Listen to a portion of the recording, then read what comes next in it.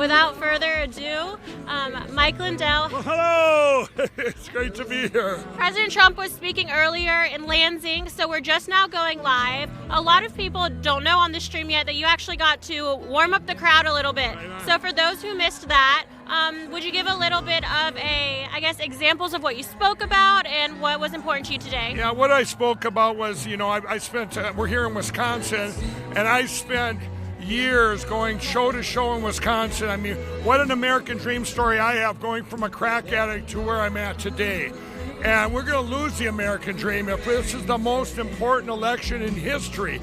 We had, when I met the president, before he was president, in the summer of 2016, I didn't know anything about politics. I was a former crack addict. What did I know, And I didn't know it affected us. I didn't know how politics affect everything we do. Well, Donald Trump reached out to me in the summer of 16 and said, Mike, could you meet me in New York City at Trump Tower? Well, I went to meet him, and they said, oh, you're never going to get to meet him alone, and don't tell him you're a crack addict, Well, one of the first things we talked about, I was an ex-crack addict, and I did meet him alone. It was a half-hour meeting, and we talked about the manufacturing that he wanted to bring back to the USA, like MyPillow. I have 1,500 employees, and we're probably over 20,000 jobs that are affected by MyPillow. But he wanted to bring back the manufacturing, bring back the jobs. We talked about addiction. He said he wants to stop the drugs pouring in. All these things he said to me back then. I walked out of his office. I said, he's going to be the greatest president in history. And I'll tell you, we all went in on faith back in 16. And, well, actually, I want to say this. I came back to Minnesota to tell the media and tell the world that I had met this guy and he's going to be the greatest president. They completely shut me out, other than the ones that called me a racist. They called me everything you could think of. I'm going, you don't even know what we talked about. So I knew something very evil was out there and lurking. And I said, you know what? That puts me all in. And I went all in because I had done my due diligence. I met the guy. I knew his heart was to help each and every one of us have the best life we can possibly have. Well, I'll tell you what, 4 years later, here we are, and now I can tell my friends, I told you so. I told you so. Right before this pandemic, you had all these manufacturing jobs that have poured back in.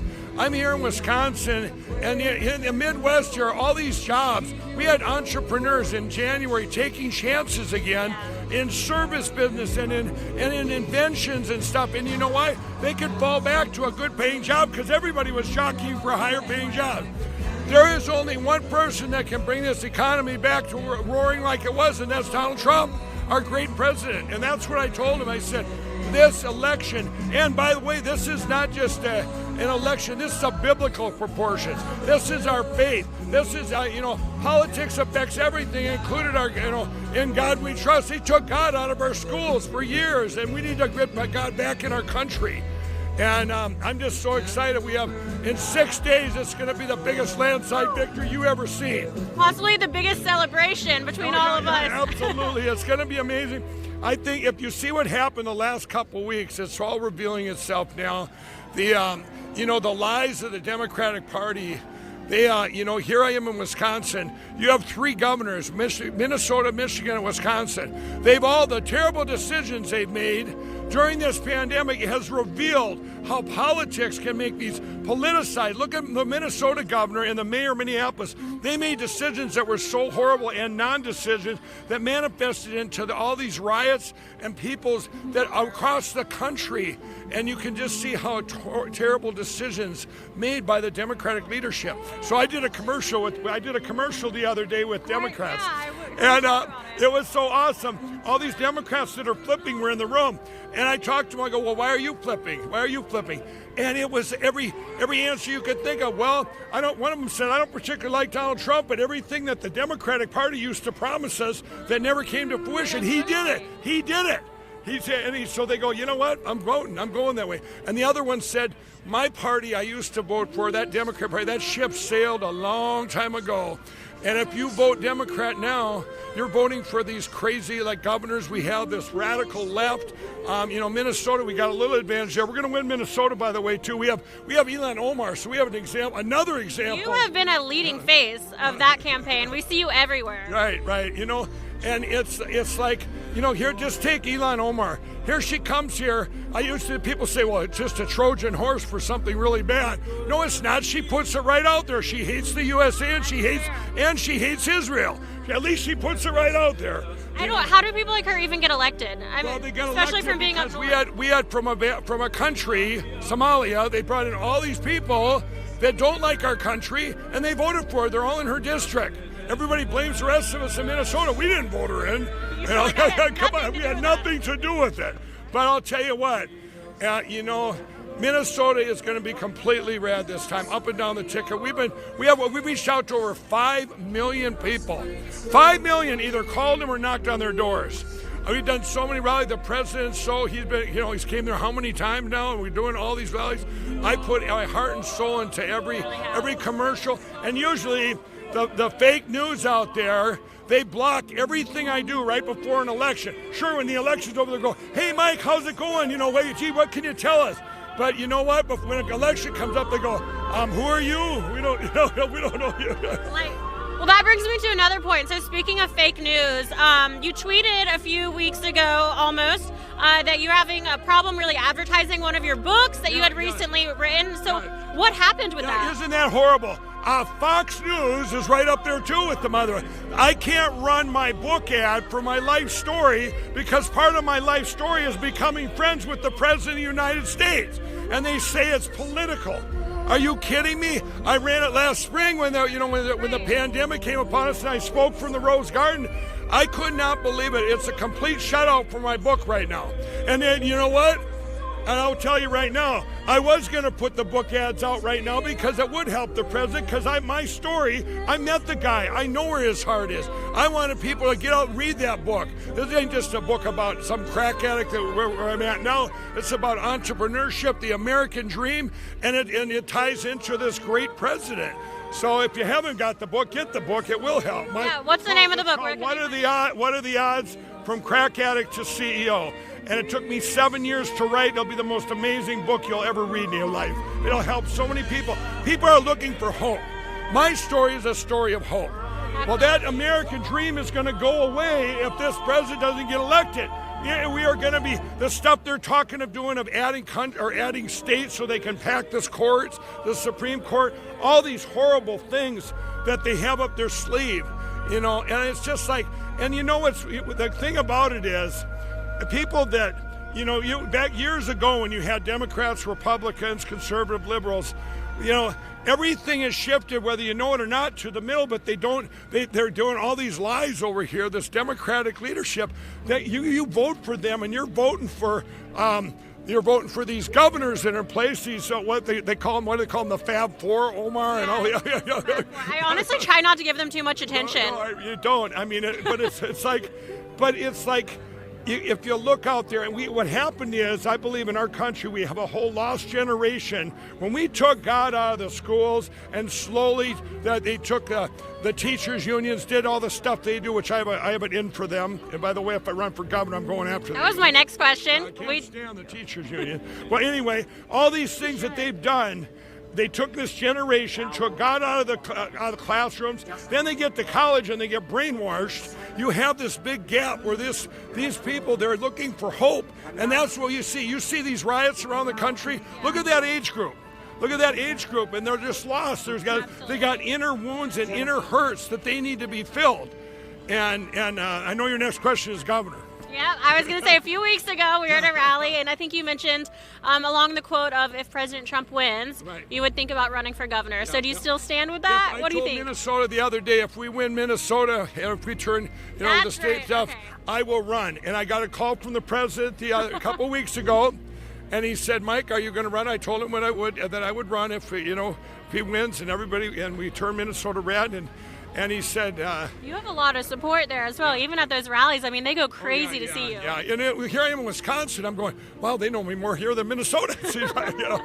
But no, it's... you're in Georgia, too. So. Yeah, I've been everywhere, and God's given me a platform that I have to use. Why? To run for governor, I guess, before this pandemic and before the terrible decisions our governor made in Minnesota, I thought, well, my platform, what am I going to pinpoint it to be a governor? Because my platform is it's almost worldwide now that I'm putting my credibility behind. And I'm so partial to doing my evangelism and my addiction platform to help addicts across the country. But right now, the way it looks is Minnesota is so bad.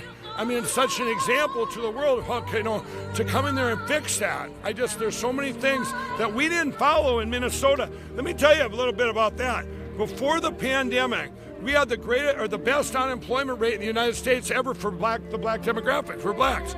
Guess what the worst in the country was? Minneapolis. We had the highest black unemployment in the whole country. There's a reason for that. We didn't follow all the great things that our president's doing. We pushed back on the opportunity zones and all this stuff.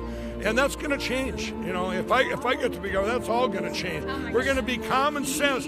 Our president's got a gift of a businessman where here's a problem, here's a solution, but he knows what it's going to manifest to. And that's how I run my pillow. If I have problems, I got a problem over here. You look at it, problem, solution, and then what's it going to manifest to? Like I said before, our president has turned the Republican Party.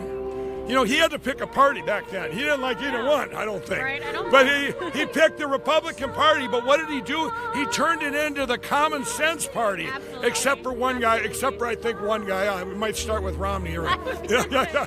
But I mean, he's turned it into the common sense party, and where anyone that's middle, even left, can come over, and we can all be one.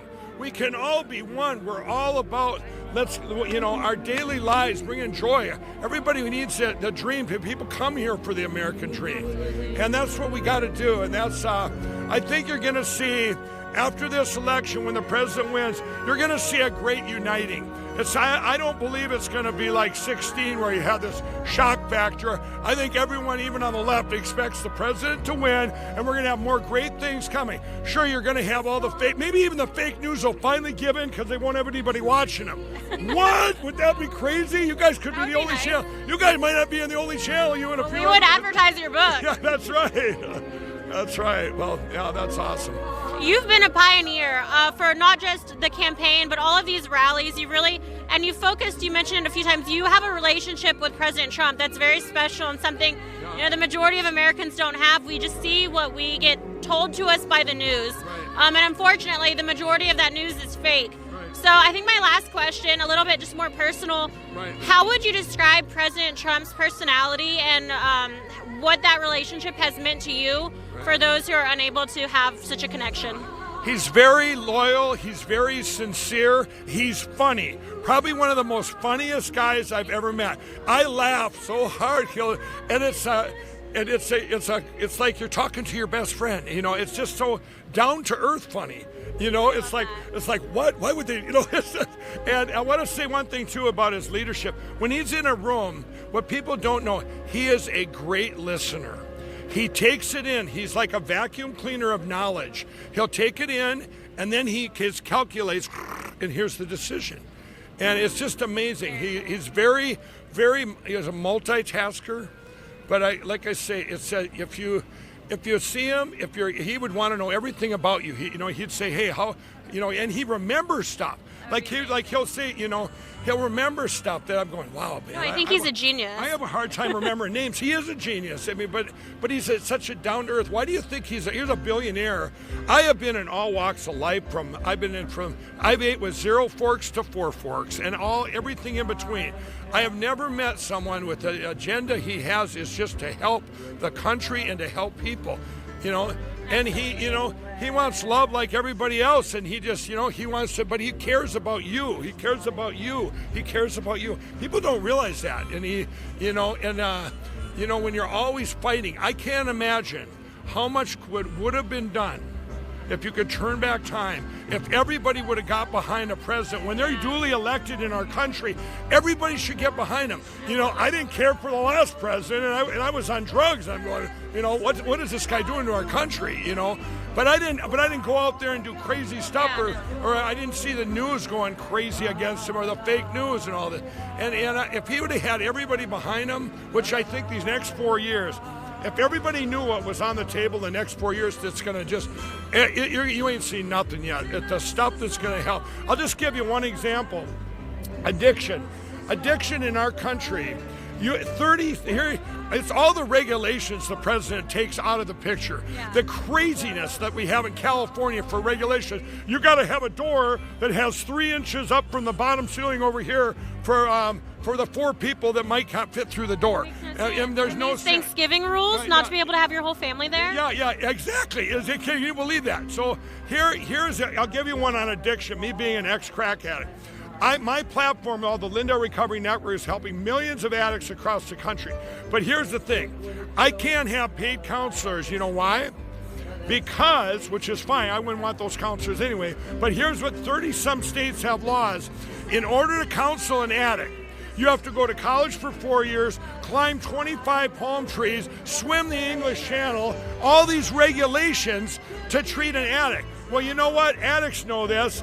I go to a treatment center or whatever, a secular center, which is horrible, by the way. You need to go to faith-based. But you get there, and the counselors went to college to learn how to tell you how to get off drugs. And I'm going... You probably want someone that can relate to you. Yeah, I've forgotten more about drugs than they'll ever know, or addiction. The addict needs someone that's made it through. Exactly. I need to relate to them, their age, and they're about the same age, and to relate, maybe the same drug. That's what the Lindell Recovery Network's all about. You go there, and you're going to see all this. I'm working with hundreds of thousands of churches. I'm working with all the faith-based treatment centers that work. Your Teen Challenges, your Salvation Army. These are ones that work. These secular centers, oh yeah, you hurt your family, They probably want 60 grand to fix 30, you. 30, 50 grand they want, and then they go, Kat, does your loved one has disease? Do you have insurance? Oh yeah, and then you go these 30 days, they shame you so bad, you get out and you go, now I don't have my drugs or alcohol, whatever it is, I feel like garbage, and they're just, it's like a bar, a ticking time bomb, waiting for Uncle Johnny to die. Well, can you blame him? He's back to drugs. Well, you go to a faith-based center, then you end up with Jesus as your higher power, as your base, and you got a foundation then to start on. And that's why faith-based centers work 80% now, but secular don't work at all. It's actually so cool for me to hear you speak of the Lindell Recovery Network, because I remember, I think it was 2 years ago, this was an idea for you. And it was a huge idea. You told me you were going to have millions of people across the United States have this resource. And they do now. You can go to LindellRecoveryNetwork.org, and you go there, and there'll be, it's just, you'll see all your hope matches. I call them hope matches. You know, for me, people can relate to me going, wow, there's an ex-crack addict and he's made it, right? Well, take this. If when you get to my network, you put in your age and your addiction. A 22-year-old heroin addict might not relate to me. But boy, when you see all these stories of 22-year-old heroin addicts that made it through, that guy's going, a trust factor comes, and then I come on and I go, and here's where you need to go to get help. You can pick A, B, or C. There's no other option. Here's this one, and I tell them on the website. But they trust me because I've been there. They can't tell me. It's just like nobody could ever tell me that this president wasn't going to be the greatest president ever because I met him. Have you? These people, I met him. I know where his heart is. And if everybody knew that, the fake news would even be apologizing, saying, we are so sorry that the only thing you wanted to do was help our country and help people have joyful lives while we're still here on earth. I mean, if everybody knew that, he'd get the biggest apology. He should get, what's that? The Nobel Peace Prize. He should get 20 Nobel Peace Prizes, not 2, 20. Absolutely. Well, thank you so much. You killed it. I was hoping to get 30 seconds with you. We got a little bit more than that. So thank you so much, Mike. And you get a hold of me. I'll be sorry. It's okay. I'm speechless now. Greatest station ever. Thank you. Actually just got my travel pillows from My Pillow, and it's in my backpack at the hotel. I love it. So thank you so much. I'll tell you what, you all use promo code M, like Mike, and you can get up to 66% off everything today. We'll give a lot of the proceeds to help. Is it capital or lowercase? Either one. Either one. Sensitive. All right, thank you so much. It's easy to remember, M. And the website? MyPillow.com. Cool, perfect. If you forget that, MyPillow.com. I've heard that a few times. Thanks, Mike. Wonderful.